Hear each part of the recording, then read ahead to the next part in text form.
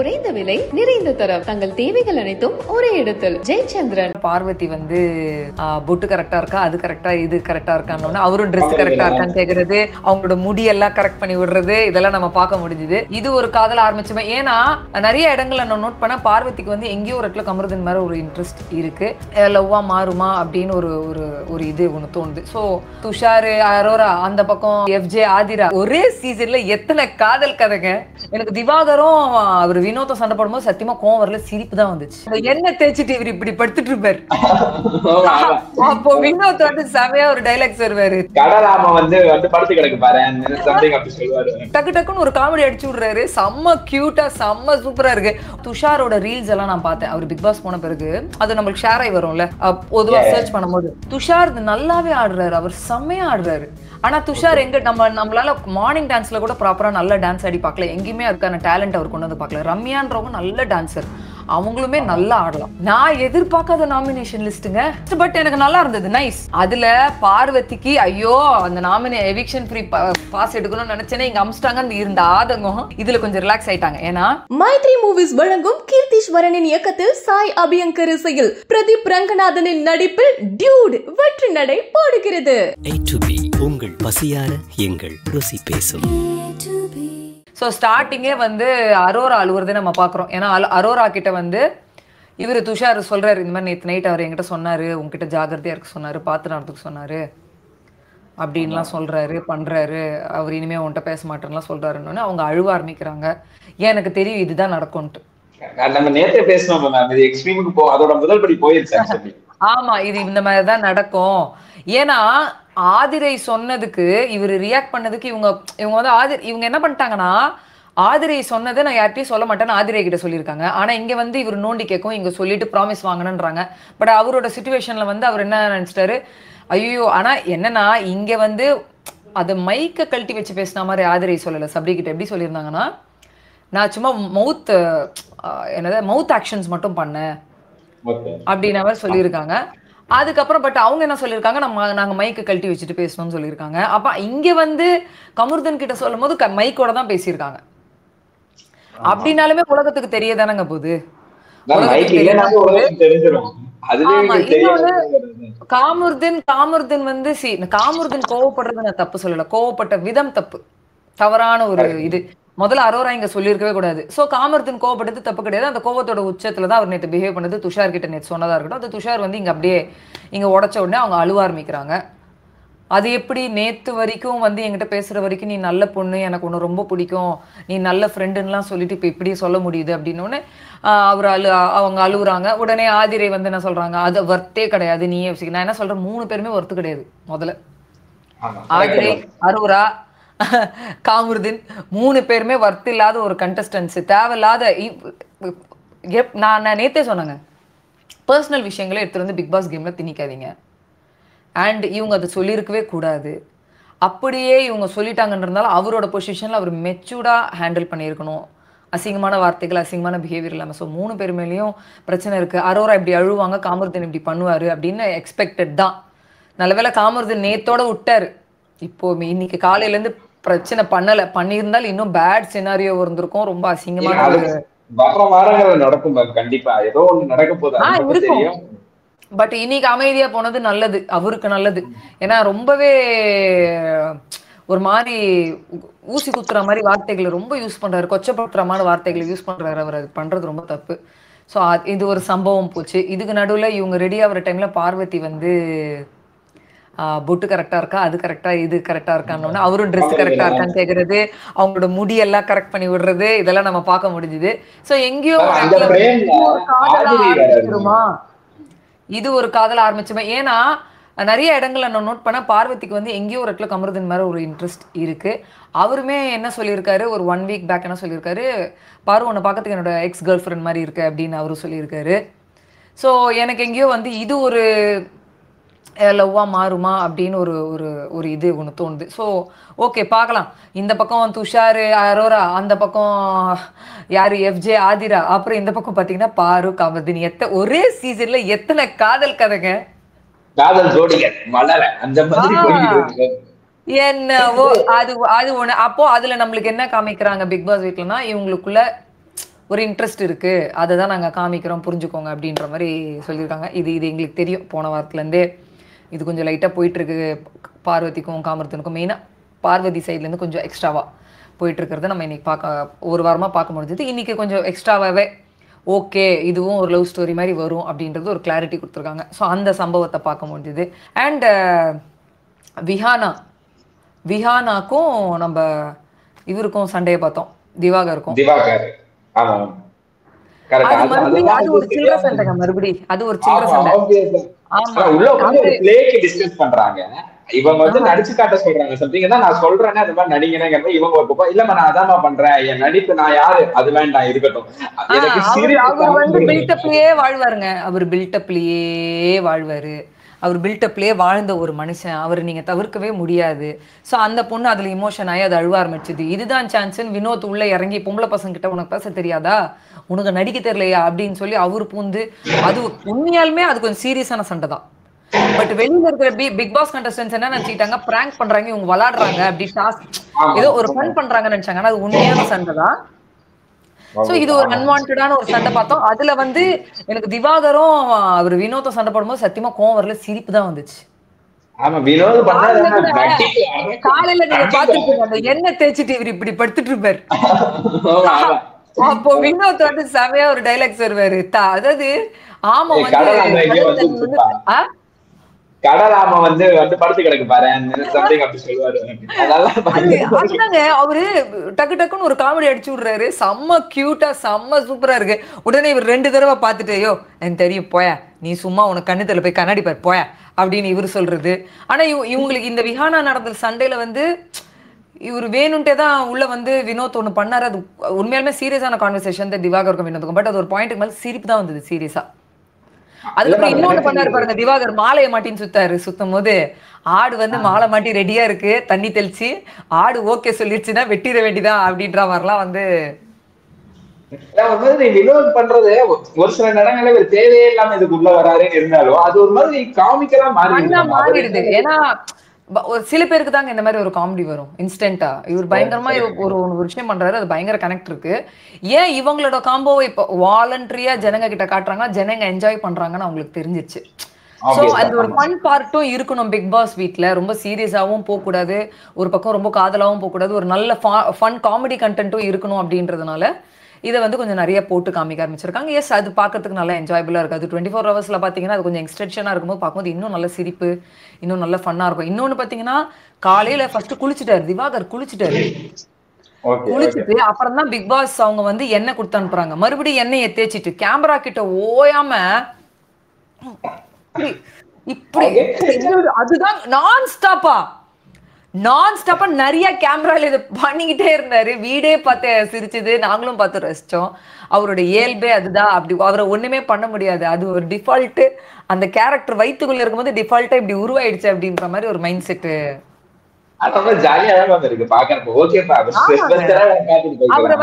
அவரை வந்து நீங்க பிக் பாஸ்ல ஒரு சீரியஸான ஒரு பக்கா பிளேயர், ஒரு கேமர் அந்த கேட்டகரியில வைக்க முடியாது. ஒரு ஃபன் கண்டஸ்டன்ட், ஒரு ஜாலி, ஒரு சில வாரங்களுக்கு வந்து இவர் இருக்கும் போது நம்ம சில என்னங்க இப்படி நடந்துக்கிறாங்க இந்த வீட்லயும் தாண்டி கொஞ்சம் நகைச்சுவை, ஒரு கொஞ்சம் ஃபன் வச்சுக்கிறதுக்கான ஒரு கேரக்டர்ஸை நாம் பார்க்கறது திவாகர் அண்ட் வினோத். ஸோ இந்த மாதிரி விஷயங்கள்லாம் போச்சு. மற்றபடி ரொம்ப சீரியஸாக பார்த்தீங்கன்னா வேற எதுவுமே இன்னைக்கு போகலை. அண்ட் கனிக்கு வந்து நாமினேஷன்ஸ், அதுக்கு முன்னாடி கனிக்கு வந்து வாழ்த்துக்கள் கனி அதெல்லாம் சொல்லி போர்டெல்லாம் மாட்ட சொன்னாங்க. அந்த இது போயிட்டு 3rd வீக் கேப்டன். அப்புறம் இன்னொரு ரூலையும் கொஞ்சம் பிரேக் பண்ணியிருக்காங்க. என்ன அப்படின்னா எல்லா கண்டஸ்டன்ஸுமே டீலக்ஸ் ரூம்குள்ள போகலாம், எங்க வேணா போகலாம் அப்படின்ற மாதிரி ஒரு இது கொண்டு வந்துட்டாங்க. அது நல்லது. ஸோ அதிகமான கான்வர்சேஷன்ஸ் டெவலப் ஆகும், நிறைய விஷயங்கள் ஃப்ரெண்ட்ஷிப் பாண்டிங் பிரச்சனைகள்லாம் பார்க்கலாம். பிக் பாஸ் வீட்னாவே அதுதான். அண்ட் இன்னொன்று ரெஜிஸ்டர் பண்ணாரு 24 ஹவர்ஸ்ல அது வந்தது, இங்கேயும் 1 ஹவர்ல வந்ததுன்னு நினைக்கிறேன். என்னன்னா கனி உங்களுக்கு வந்து சொன்னார் இந்த வாரம் அது ரெஜிஸ்டர் பண்ணி அனுப்பி சொன்னார். என்ன சொன்னார்னா, கனி யாரும் தூங்கக்கூடாது, தூங்க விடாம நீங்க பாத்துக்கணும். 2வது மைக் ரொம்ப இம்பார்ட்டன்ட். அது வந்து மைக் எல்லாரும் கரெக்டா போட்டிருக்காங்களா என்ன ஏதுன்றது செக்ல இருந்துட்டே இருக்கணும். ரூல்ஸ் மீறப்படக்கூடாது, பக்காவா இருக்கணும். ஓகே, அடுத்தது என்ன சொன்னார்னா ரொம்ப சூப்பரா இருந்தது. என்ன சொன்னார்னா வினோத் அண்ட் எஃப்ஜே டெய்லி ஒரு ஒரிஜினல் சாங், அவங்களோட ஒரிஜினல் சாங் ஒரிஜினல் லிரிக்ஸோட பாட்டு பாடணும். ஓகே, விக்ரம் நிறைய நகைச்சுவை பண்ணணும். அண்ட் பிரவீன் அண்ட் சபரி கூட அவங்களோட கண்டென்ட் இருக்குல்ல, இந்த ஃபன் கண்டென்ட், அதை வெளியில கொண்டு வரணும். திவாகர் பயங்கர உற்சாகமா ஏஞ்சி நின்னார். அவருக்கு எதுவும் சொல்லவே தேவையில்ல, அவரே பண்ணுவார் அப்படின்ட்டார். ஸோ இது அதாவது இதை சொல்லிட்டு அப்புறம் என்ன சொன்னார்னா, இவங்க எல்லாமே அவங்களுக்குள்ள டேலண்ட்ஸ் வந்து டெய்லி இனிமே காமிக்க ஆரம்பிக்கணும். அதாவது என்டர்டெயின்மெண்ட் இருக்கணும் இந்த வீட்டில். ஏன் மற்றவங்களுக்கு யாருக்கும் நான் சொல்லலை, இவங்களுக்கு மட்டும் சொன்னன்றதை அனித்தி எதுக்கு சொன்னார்னா, இவங்களுக்காச்சும் இந்த டேலண்ட் இருக்குன்னு நம்மளுக்கு தெரியுது, மற்றவங்களுக்கு என்ன டேலண்ட்னே தெரியல.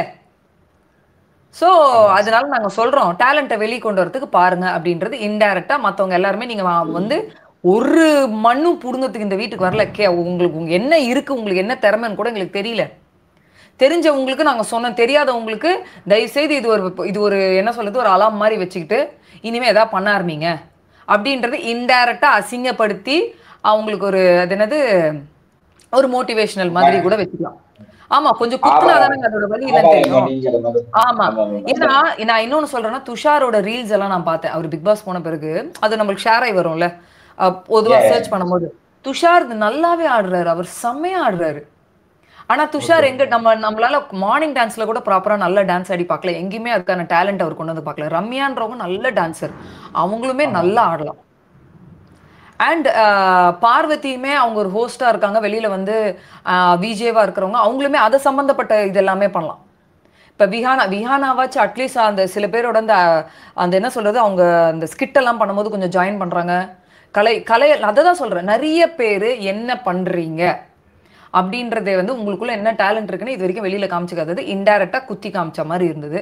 ஸோ அதை தான் நானும் கரெக்ட், இது இப்படியாச்சும் ஏதாவது சொர்ணம் வருதா பார்ப்போம் அப்படின்ற மாதிரி தோணுச்சு. ஸோ இதுக்கப்புறம் நம்மளுக்கு என்ன ஆச்சுன்னா, இந்த டாஸ்க் ஒன்று வச்சாங்க.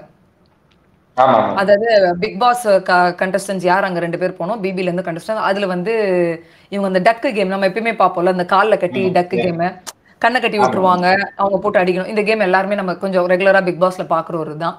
ஸோ அதுல பாத்தீங்கன்னா பிக் பாஸ் டீம் ஜெயிச்சிடுறாங்க. பட் அதுக்கு முன்னாடியே டீலக்ஸ் டீம் ஆசைப்பட்டது சபரியன் எஃப்ஜே தான்.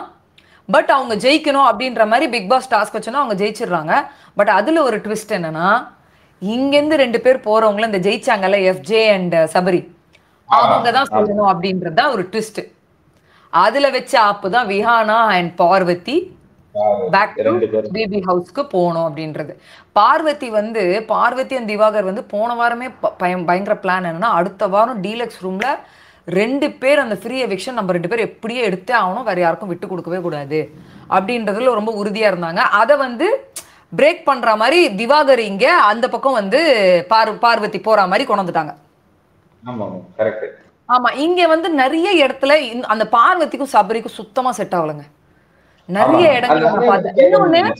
இன்னொன்னு இந்த டாஸ்க் நடக்கும் போதெல்லாம் எஃப்ஜே அண்ட் சபரியோட குணம் வந்து எங்கேயோ ரொம்ப ஒரு மாதிரி ட்ரிகரிங் பாயிண்டா, ஒரு ஓவர் கலாச்சலா, ஒரு மாதிரி ஒரு ஆட்டிடியூட நான் இன்னைக்கு பார்த்தேன். எனக்கு அது பெருசா உடன்பாடுல எனக்கு பிடிக்கவும் இல்லை. ஸோ அந்த அது come out in some point. இப்ப நிறைய பேர் சொல்றாங்க சபரி நடிக்கிறாருன்ட்டு. ஸோ எனக்கு என்ன தோணுதுன்னா, அவரோட ஃப்ரஸ்ட்ரேஷன், அவர் கோவத்தெல்லாம் இந்த கலாய்க்கிறது, இந்த ஒரு ஃபன், அதாவது ஒரு மாதிரி என்ன சொல்றது, இது எப்படி சொல்றதுன்னு எனக்கு தெரியல. ஒரு மாதிரி ஒரு ஓகே சபரியோட ஒரிஜினல் எங்கேயோ கொஞ்சம் வெளியில வருது அப்படின்ற மாதிரி நம்மளால கணிக்க முடியுது. அதுவும் எஃப்ஜேவோட சேர்ந்த உடனே அவங்க 2 பேர் பண்ண விஷயங்கள்லாம் வந்து மோசமா இருந்தா, அது பார்வதியுமே இந்த பக்கமும் அவங்களும் ட்ரிகரிங் பாயிண்ட் தான். சபரியை ட்ரிகர் பண்றது, எஃப்ஜே ட்ரிகர் பண்றது, இந்த மாதிரி விஷயங்களை பார்த்தோம். ஸோ இவங்களுக்குள்ள மொத்தமா செட் ஆகல, சபரிக்கும் பார்வதிக்கும் சுத்தமா செட் ஆகல அப்படின்றது ஊர்ஜிதமாயி இந்த பக்கம் சபரியும் எஃப்ஜேவும் போறாங்க, பார்வதியும் விஹானாவும் இங்க வராங்க. அண்ட் நீங்க சொன்ன பாயிண்ட், நாமினேஷன் ஸ்டார்ட் ஆகுது. நீங்க எதிர்பார்த்தீங்களா இவங்க தான் நாமினேட் ஆவாங்கன்னு? நான் எதிர்பார்க்காத நாமினேஷன் லிஸ்ட்டுங்க, நான் எதிர்பார்க்கவே இல்லைங்க.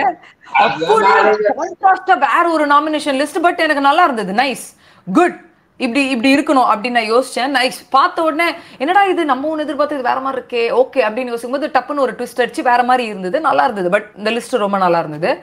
அதுல பார்வதிக்கு ஐயோ அந்த எவிக்ஷன் ஃப்ரீ பாஸ் எடுக்கணும்னு நினைச்சேனே, இங்க அமிச்சிட்டாங்கன்னு இருந்த ஆதங்கம் இதுல கொஞ்சம் ரிலாக்ஸ் ஆயிட்டாங்க. ஏன்னா யாருமே பார்வதியை ஒருத்தர் தான் நாமினேட் பண்ணாங்க, ஒரே ஒருத்தர். யார் பண்ணாங்கன்னா கெமி பண்ணாங்க பார்வதியை. ஆமா கெமி பண்ண கரெக்ட். வேற யாருமே நாமினேஷன் பண்ணல. திவாகரை யாருமே டச்சே பண்ணல. ஏன்னா இன்னொன்னு திவாகரை டச்சும் பண்ண மாட்டாங்க. ஏன்னா திவாகருக்கும் எஃப்ஜேக்கும் எவிக்ஷன் ஃப்ரீ பாஸ் வந்துருச்சு. ஆமா அது ஒண்ணு இருக்கு கரெக்ட்.